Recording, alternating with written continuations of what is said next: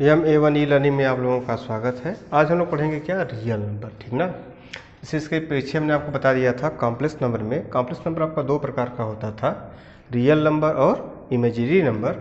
तो अब हम लोग पढ़ेंगे रियल नंबर क्या होता है। रियल नंबर में हमने आपको बताया भी था।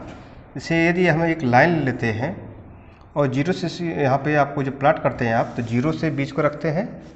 दाहिने तरफ यदि आप जाते हैं तो प्लस से संख्या प्रदर्शित करते हैं, ऐसे बढ़ते जाते हैं कहाँ तक, प्लस इन्फिनाइट तक।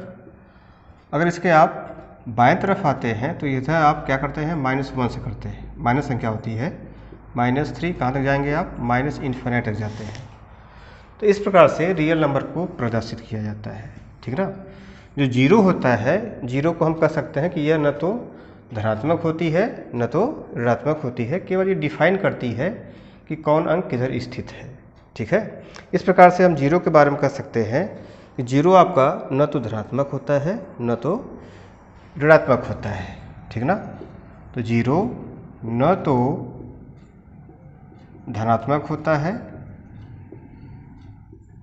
और न ही ऋणात्मक होता है, न ही ऋणात्मक होता है, ठीक है। ये फैक्ट है, आपको याद होना चाहिए। इसके बाद कहा जाता है जैसे आपके पास दो इंटीजर नंबर यदि ले लिया जाए तो उसके बीच कितनी संख्याएं स्थित होंगी, है ना। दो वास्तविक संख्याओं के बीच कह सकते हैं कितना होता है, तो दो वास्तविक संख्याओं के बीच, दो वास्तविक संख्याओं के बीच कितने वास्तविक संख्या होती हैं यदि आपसे पूछा जाए तो आप बताएंगे अनंत संख्या होती है, ठीक ना। दो वास्तविक संख्याओं के बीच अनंत वास्तविक संख्या होती है, ठीक ना। जैसे यदि कहा जाए जैसे 0 और 1 के बीच में कितनी है संख्याएं हैं, तो 0 1 के बीच में आपके पास कितना हो जाएगा, 10 खाना। फिर अगर उसमें के बीच में पूछा जाए तो उसके बीच में भी आपके पास 10 खाना हो जाएंगे। तो ऐसे ही आप प्रदर्शित करते जाएंगे तो बहुत सी संख्या मिल जाएगी। इस प्रकार से कहा जाता है कि दो वास्तविक संख्याओं के बीच में कितनी वास्तविक संख्या होती है, तो अनंत होती है, ठीक ना। इस बात को आप ध्यान से रखिएगा, ये भी फैक्ट आपसे पूछा गया कई बार। अब हम यहाँ पे बढ़ते हैं आगे कि जो रियल नंबर होता है ये कितने प्रकार का हो जाएगा आपका। तो रियल नंबर जो आपका है, रियल नंबर, ठीक ना, ये भी आपका दो प्रकार का हो जाता है भाई। एक हो जाता है आपका रेशनल नंबर और दूसरा हो जाएगा इररेशनल नंबर। इररेशनल नंबर, ठीक है। रेशनल नंबर क्या कहते हैं आप, हैं परिमेय संख्या। परिमेय संख्या, इसे क्या कहा जाता है, अपरिमेय संख्या, ठीक ना। जो परिमेय संख्या होती है इसको आप क्या कहते हैं, जिसे परिमेय संख्या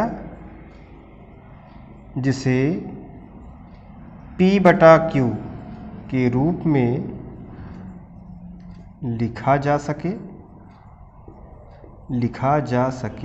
तथा Q का मान 0 के बराबर नहीं होना चाहिए, तो इसे हम क्या बोलते हैं, परिमेय संख्या कहते हैं। तो परिमेय संख्या कहलाती है, ठीक है भाई। अब अपरिमेय संख्या में आ जाएंगे तो इसमें क्या कहा जाएगा कि इसे, जिसे ना P/Q के रूप में न लिखा जा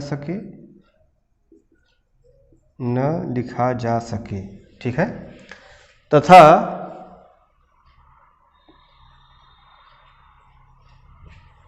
और इसमें संख्या क्या होती है, आवर्ती भी नहीं होना चाहिए, है ना। न लिखा जा सके उसे हम क्या बोलेंगे, इररेशनल नंबर। तथा कह सकते हैं लिखा जा सके अपरिमेय संख्या कहलाती है, अपरिमेय संख्या कहलाती है, ठीक ना।